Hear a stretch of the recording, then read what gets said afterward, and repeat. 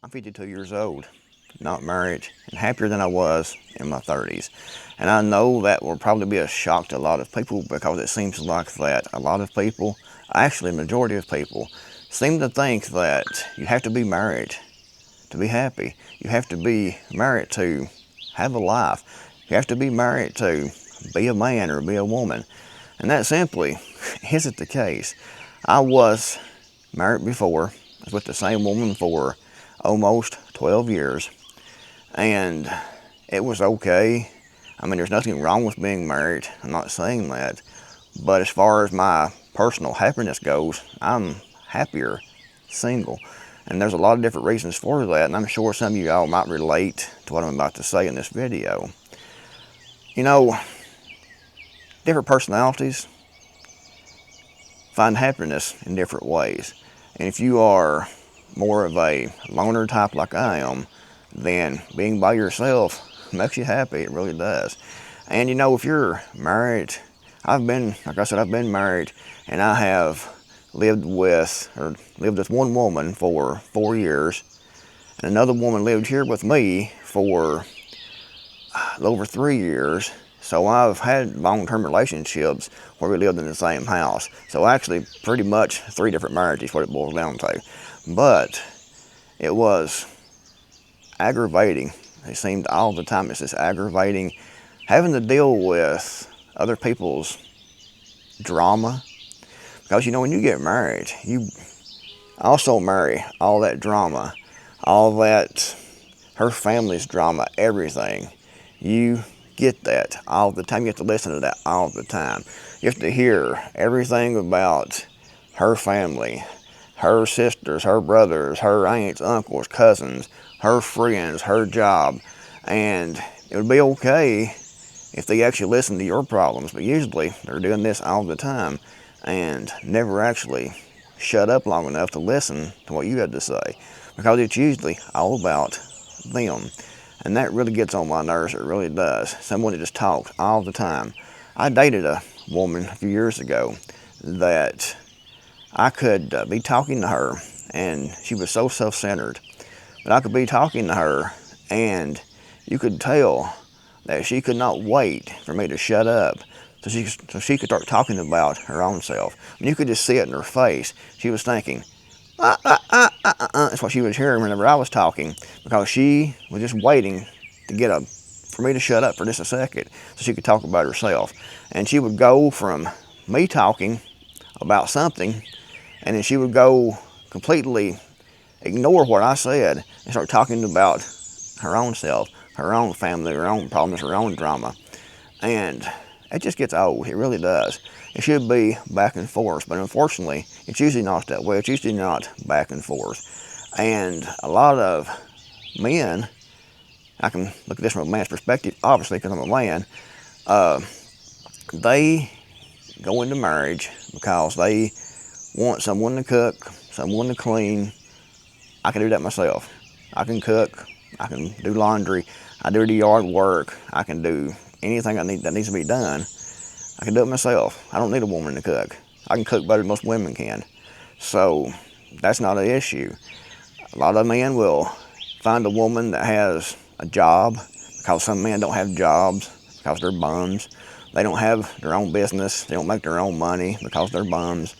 And they will find some woman that has 4 or 5 kids, that has child support coming in, has food stamps, has housing, and they will move in with her for a place to stay and someone to pay the bills so they can play video games all day. And it seems like that is what a lot of women are looking for, actually, because that makes them be in control.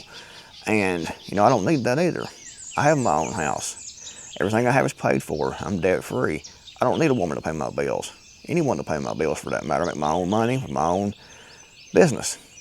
So that's not an issue. A lot of people, majority of people, men and women, they go into relationships, and it's not for love. It's not for companionship. It is for financial gain. It's for a place to stay. They're going into business because they see they have nothing. They need help. So they try to find someone else that does, so they can latch on to that person to keep them up, to support them. I don't need that. So that's not an issue. That's another reason, I'm happy being single, because I don't need anyone else. I don't need someone to cook, clean. I can do it myself. I don't need someone to provide a home. I already have one. I don't need someone to pay my bills. I can do that myself. But that's the reason that a lot of people go into relationships. It's not because of love. It's not because they want companionship. It's because they want a wallet. They want financial support. They want a maid. And that's unfortunate, because that makes you miserable in the long run. If you go into a relationship because you are wanting financial gain, you're wanting a maid, you're wanting someone to take care of you because you don't want to do it yourself, and that's the only reason you're going into it for, you're going to be in misery pretty quick. And not just that, like I said, it's the drama. You have to always deal with the drama. My ex that lived here with me, she was so jealous. She about drove me crazy with her jealousy. All the time, jealousy. She was constantly looking at her cell phone, trying to find someone I was flirting with, someone I was talking to. Just trying to find an excuse, it seemed like, to get mad. To find an excuse to be jealous, because she was just so jealous. She couldn't get it out of her head that I wasn't cheating. I didn't do anything during that relationship. I never cheated on her whatsoever at all. It was crazy, and it made my life really, really aggravating, because, like I said, anything I said, anything I done, she was jealous. She was one of those type people. Insecure, jealous types. And she lived here. She had no job the whole time. I supported her the whole time. I paid all the bills the whole time. So she was in business. That's what it boiled down to. And one of the main reasons that I put her out was because she was trying to force me to get married. She was trying to make me marry her. She was putting down ultimatums and things like that. And I told her, I'm not going to marry you, because I knew it was just her way of legally getting a hold on my property. That's all it was. Because she was already living here. She already had everything. It wasn't because she was a Christian or anything like that. She just wanted to get a legal hold on my property. That's what it was. And to make it more difficult for me to throw her out. So she was trying to force me to marry her. So she got shown the road, because she kept on, and the jealousy things and some other things too just made it absolutely aggravating. And it wasn't worth it. And that's the way most relationships are. Most marriages, most relationships, people aren't happy. They can't do what they want. Women in particular, some men are too, but women they want to be controlling. They want to be dominating. I know women are going to say, no, that's men, that's men. No, it's actually not. Some men are that way. I'm not saying they aren't. But women like to, it's kind of different, in a different way for women. They like to tell a man how to do it, when to do it, where to do it at, when to get up, when to go to bed, what to watch on TV, how to pay the bills, when to pay the bills, what to buy, what not to buy. They want to be in total control of the household. Even if they're not the ones actually making the money. They don't want to talk about it. They want to control it. They want to go out and buy crap they don't need. But if a man goes out and buys a new fishing rod, for example, they get mad. We could use that money for something else. And what they're actually saying is we could use that money for something that they wanted. And if you're single, not married, you can spend your money any way you want. You can buy what you want. You can watch what you want to on TV. You can leave the house without being questioned. You can come back home without being questioned about where you've been, what you've done, who you've done it with. No drama, no stress, no aggravation. It's a wonderful life, it really is, because like I said, when you're married, you have to deal with other people's stress, other people's baggage. Usually, they have kids they bring in, they have ex-husband or husbands, ex-boyfriends, they cause stress, aggravation. I mean, it's just a big, huge mess, usually. And for me, anyway, I'm a lot happier the way I am now. Not married, single. Because there's just too much drama, it really is. They don't want to compromise. They don't want to see your side. It's all about them. It's all about what they want, all about their needs, and your wants, your needs, your problems aren't their priority. It is their priority. Their problems, their needs is their priority. I think I said that right. Anyway, they care about themselves and not you. They care about their own needs. They want to fulfill those, their own happiness, their own drama, their own stress, and don't really care about what's going on in your life. You know, guys, even when you go out to eat, you have to ask her, do you want to go here? Do you want to go there? Do you want to eat this? Do you want to eat that? You have to deal with that. If you're single, you can just leave and go where you want to go to. If you want to go on vacation, you can leave and go on vacation where you want to. You don't have to ask someone else. It's aggravating when you have to ask someone else where they want to go eat at, and you're paying for it. They should be happy to go pretty much anywhere you want to go to as long as you're paying for it. But it's usually not that way. Usually they will complain, bitch, and moan no matter what you do. It doesn't matter. That's another thing that I've learned over my 52 years of being here, and one of the main reasons that I'm happier being single, being divorced. That is that women, in particular, are never happy, it seems. It doesn't matter what you do. It doesn't matter how good you are. They will dump your ass in a heartbeat. They don't care if you're a good guy or not, if you pay the bills, if you don't cheat, if you are loving, caring, they will dump you in a heartbeat and not have any remorse whatsoever at all. And turn it around and blame you for it, blame the man for it. No matter what he done, no matter how he tried to do it, you will be to blame for it. You will be to blame for the relationship imploding, for the relationship ending. You can't make most women happy, unfortunately. And I know I'm gonna get the comments down below that I know you're not like this, from women leaving comments and things below.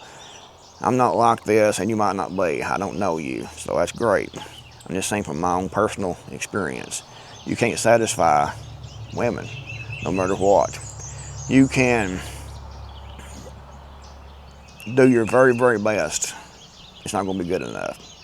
She's still going to find something to complain about, something to bitch about, something to moan about, something to be pugged up about, something to be bipolar about. And you're going to be the man. Is going to be the one that has to deal with it. So more stress, more aggravation, more drama. It seems that a lot of women feed off the stress and drama and aggravation. And if you're married to that woman or in a relationship living in the same house, you have to deal with all of it too. You have to put up with all of it. You have to put up with all the mood swings, all the menstrual cramps and everything else. You have to put up with the kids, like I said. You have to put up with all kinds of crap when you're married that you don't have to put up with when you're single. Single is a lot better. Now, I'm not ruling out another relationship, but my plan is, if I go into another relationship, to live here and her live in her own house.